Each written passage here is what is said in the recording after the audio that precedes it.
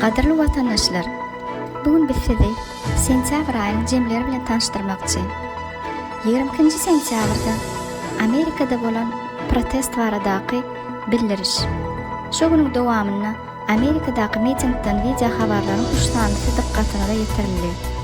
23 sentyabrda Amerikadaqy mitingden we Kiprtaqy mitingden düzülen dogonlyk mınjary görkezildi.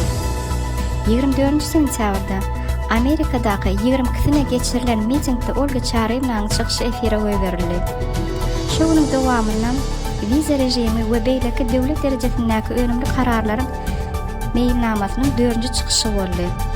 25 sentyabrda Sapar Iklimowyň we Aýdyň ýyllaşmynyň döwlet we hökümet baradaky söhbetleşigi geçirildi. 26 sentyabrda Sapar Iklimowyň we Halmyra Söýüniň milletin taryhy baradaky söhbetleşigi geçirildi. Şu günün dowamyna ýaşullama Sapar Iklimowyň we Halmyra Söýüniň Ata Watan Gydyl alma jemgyýetçilik guramasy barada söhbetleşigi hem efire goýberildi. 27 sentyabrda Türkmenistanyň prezidentiniň Birleşen Milletler Guramasyna çykyşlaryndan parçasyny diqqatyňyza ýetirdik. 28 sentyabrda Kemine bilen Tapar aganyň Azerbaýjan doganlamynyň protestlary barada bildirişi eglan edildi.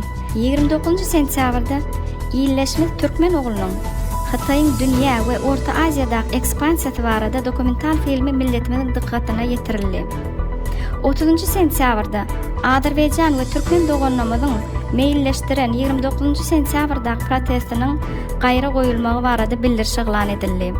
Çykyşymyzy jemlemek bilen Türkmenistanyň içinde sentyabr aýynyň 2-nji ýarymynda eglan edilen hiç hili protestlaryň geçirilmedigini habar berýäris.